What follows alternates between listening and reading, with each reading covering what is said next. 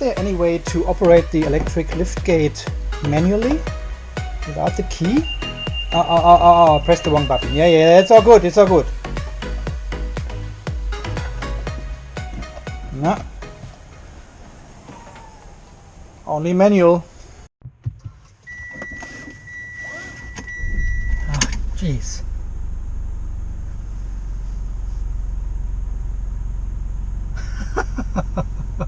I remember in the good old days I used to drive a diesel as well. It was a Ford Escort diesel, 1.6 liters. Just a sucker, you know, a suction diesel. Nothing fancy. 54 horsepower I think it had. Yeah, 54 horsepower, 1.6 liter diesel. It was disgusting. In wintertime in Germany, the steering wheel was jumping up and down probably 20-25 millimeters. You could barely hold the steering wheel when the engine was cold in wintertime. It was disgusting, really. And guys, welcome back to another episode of Unplugged TV. Cloudy, rainy Australia. Look, I'm not intentional doing all these videos for half an hour now. I try to keep them. No, I'm actually not trying to keep them short as possible. There's so much to talk about. I mean, and all your comments on there, it triggers new ideas, what to do, what to say, and what to discuss. It's so much to talk about. It is insane. I just need more time. Okay, let's get started. So I looked up on the Mitsubishi website last night. This car here, this Outlander diesel, has a 2.2 liter direct injection diesel. That's why I called DID at the back. It's a direct injection diesel, so it's not a turbo diesel, and it has 330 Newton meters of torque, apparently. And I compared this to the PHEV, of course, and the PHEV has 330 Newton meters as well. Just on the electric side, just for the electric motors, guys. I need to put you on the... And see, there's nothing coming. There's nothing. It's not. Look at this. This is 50% throttle. And only if I go 70, and now it goes. Now you can feel it. But this is 70% then. Anyway, so it's a direct injection. It's not a turbo one. It's not a TDI like in the Volkswagen and Audis and Mercedes. They all have TDIs, or most of them. So it's a direct injection diesel, and that's why it is so laggy at the beginning. It's just dragging along. It feels a bit like as if you drive the Outlander PHEV in eco mode and have the PHEV box installed, you know? And it's very, very delayed, everything, and it just doesn't want to fire, doesn't want to go. And I found actually a comparison between the Outlander diesel and the Outlander PHEV on the Mitsubishi website. I will show you this tonight when I come home. We can go through all the technical specs and have a look what's different, what's similar, what's better.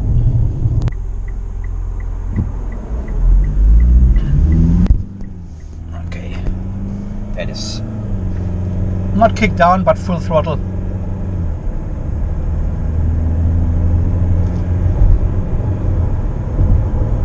Yeah, 100, and here starts the 100 kilometer zone. That's exactly what I do with my Outlander PHEV in full electric mode as well. So, and I just want to congratulate Jeff from Canada, who actually made the final decision now to not going ahead with the Outlander PHEV, but buying a Toyota RAV4 hybrid. At least you made the decision, Jeff, so it's good. You don't need to have sleepless nights anymore about what to buy. You made the decision, and I wish you all the best with the RAV4 hybrid. Apparently this is a self-charging hybrid. This sounds like a magic wonder box to me. Of course it is not self-charging, of course not. It is self-charging when you go downhill, but even then you sacrifice speed to charge the battery. The energy to charge the battery needs to come from somewhere. It's not like it's charging magically the battery and you drive for free. The same as the Toyota Corolla hybrid. They primarily run on petrol, of course, and additionally they run a generator. So while the engine is running, they're running a generator and recharge the battery. That's what I called self-charging. That's what the PHEV has with a charge button. The good thing about the PHEV is I've got control over this situation, while in the Toyota hybrids you don't. You start the engine and it starts charging the battery, which means you have an increased fuel consumption right from the start. I know someone in Germany, they have a Toyota Corolla hybrid with the same self-charging technology, and this car claimed to use only 4.7 liters or something per 100 kilometers. Oh, I'm adventurous too much this morning. Yep, revving the diesel here. Yeah! Well, the actual daily experience of these guys is quite different, because they are mainly driving within 60 kilometer radius. The car uses actually 8 liters. So, and because you have only limited control about the charging situation of the battery, and the battery is fairly small and the electric motor is fairly small, and I don't know, it is a high compromise, and I would not buy any car without a plug anymore these days. Certainly not a diesel. Diesel is, as I said yesterday, diesel is super dead in my eyes. It's dirty, it's filthy, it's just nah. So the car needs to have a plug. So either as a plug-in hybrid car or as a full electric car, of course. But a car without plug these days, we are going electric. With the electrification in the transport sector is coming. It's coming big times, and it's coming faster than we all expected. So who is sleeping over there? 60 kilometers, 70 now, in a 90 kilometer zone. I guess someone is doing an eco run. Yeah, look, even if I would sell the PHEV after all these procedures now, and the car would work perfectly and I get the maximum amount of money for it, I would not buy a pure petrol car. It needs to have a plug, either full electric or plug-in hybrid at least. You need to have control over the battery charge. But look, as always, $1.41 petrol, $1.45 for diesel. Guys, as always, this is only my opinion, of course. This is not. I don't wanna force my opinion onto you, and I doubt I can actually. Look, if people want to buy other cars and if they are happy with diesel cars and whatever, that's totally fine. That's why we have a variety of cars available to choose from. Look at all these Mitsubishis there. I actually need to stop there one day. I need to show you something interesting. And I'm very glad you are sharing your thoughts and your experience on the channel in the comments, and other people are commenting on your thoughts. And this is exactly how it should be. So yeah, please be mindful of other people's thoughts and comments. Okay, now I've talked the whole drive to work again. I wanted to keep this short, so I better stop the video here. Well, 6.5 liters. But when it idles, 18 liters. Insane. See you later. Car Pro Outlander diesel. Okay, let's pop this baby in here. Okay, fire up the car. Not starting the engine, just to make the OBD working. And start live data. Let's see what we get. It says the engine is running. Oh. Can't communicate. What's going on? Total fail. It can't communicate with the OBD at all. I thought it gives us some information at least. No. Looks like the car's talking a different language or something. Start live data. It flickers, so it gets some information from the OBD.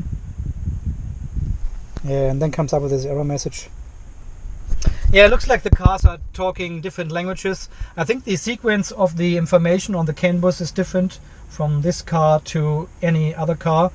They're all having their own order of parameters sending on this CAN bus. Just a guess. Doesn't work. No Outlander PHEV Diesel Edition. Fail. Guys, some of you have told me to press this little button to change the camera perspective here. I just did, and look at this. We can actually have the side cameras activated, or none of them. So this is the front camera. This is the bird's eye view. And then we've got the left side. There's the white car is over there. And how do I get the other side? It doesn't show me the right hand side. Anyway, okay. And I guess you can do this while you're driving. You can just change the camera and have the front camera on or so. Or does it only work if you're driving slow? Don't tell me, I'll find out. Don't tell me. And there was also another request how to change the blinker sound. Because this is very... You can barely hear it. So what you need to do is you need to press the menu button here until it says settings menu. By the way, this only works when if the car stands. If you're rolling, if you're driving, you cannot access the settings menu. So it needs to be stand still of the car. And then hold the button. And then you are in the menu. And then single clicks get you through the whole situation here.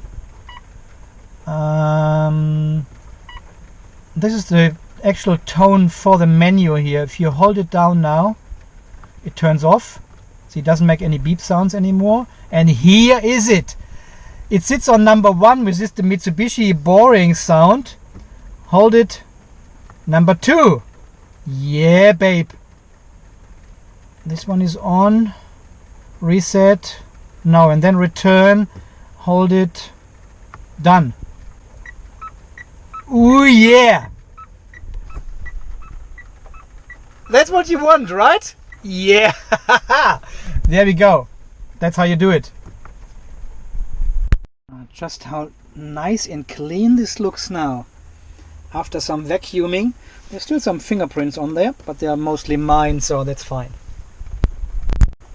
So much better without dust. And yes, I know this button actually configures the distance to the car in front of you when you have the automatic, the ACB, what is it called? CB, the radar thingy. What is it called again? But thanks for letting me know. So the actual front camera turns off at higher speeds. Higher speeds, I mean more than 10-15 kilometers per hour. The side camera is still working, but no 360 camera and no front camera.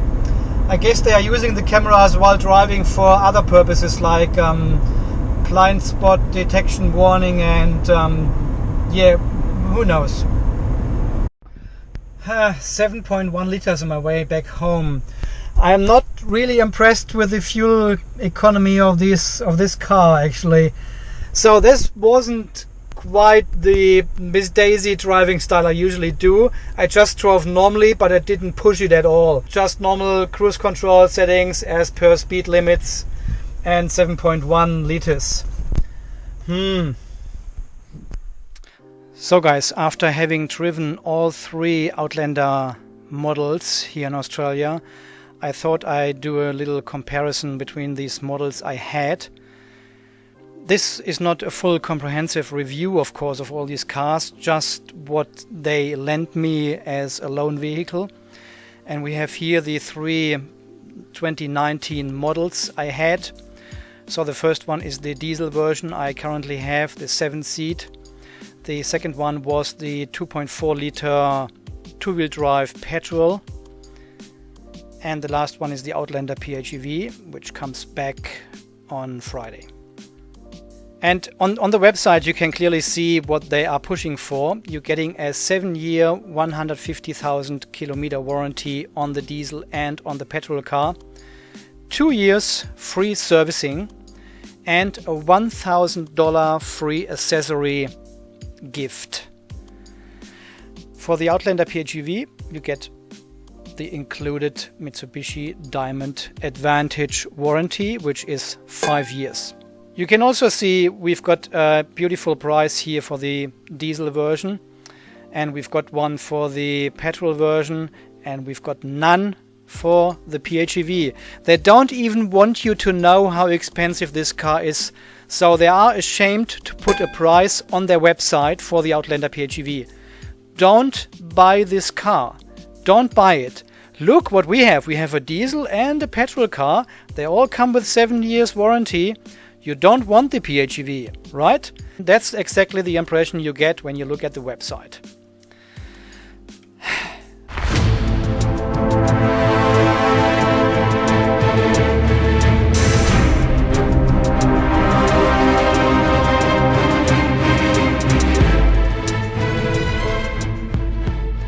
So 2.2 liter, 2.4 liter and the 2 liter engine. Again, this is the 2019 model Outlander PHEV, and as you can see, we don't get the upgraded version here in Australia.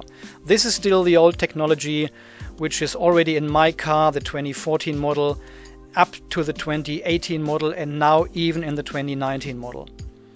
So there's no upgraded Atkinson cycle engine, no upgraded battery, nothing. Okay, I don't want to go through all these stats here. I scroll slowly through it. If you are interested particularly in something, just pause the video and have a look at the comparison. You can see the diesel up here, the petrol car, and the PHEV up here.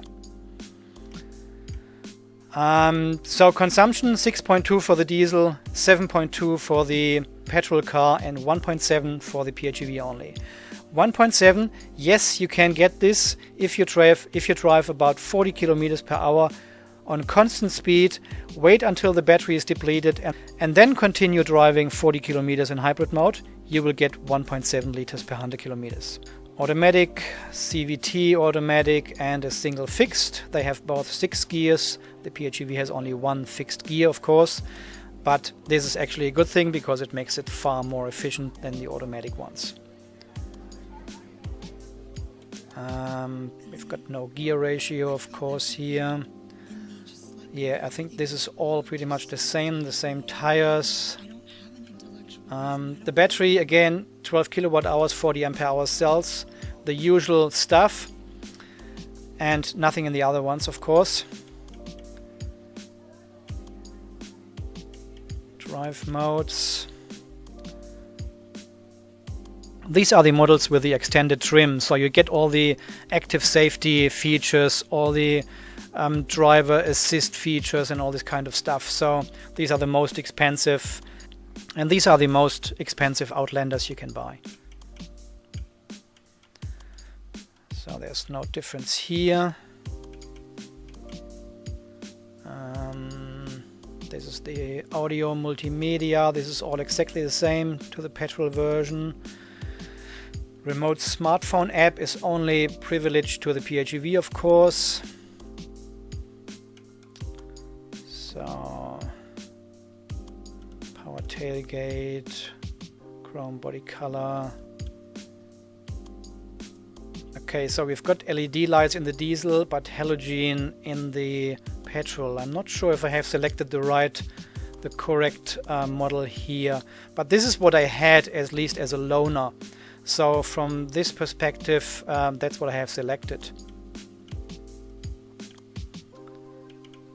Adjustment, seating, yeah. Look at this. yeah, you should definitely buy a diesel because it comes with 6 bottle holders, while the other two, the petrol and the PHEV, only have 4 bottle holders. This is a good reason and a good argument to go for the diesel, definitely. So here coming the dimensions. I'm not going through this one. If you're interested, please pause. And interesting, the weight. 1,630 kilos for the diesel version, only 1,435 kilos, so 200 kilos less is the petrol version, the gasoline version, and 1860 for the PHEV because of the battery drivetrain inverters. Additional weight, so this is 430 kilos more than the petrol version. 400 kilos more, that is a lot.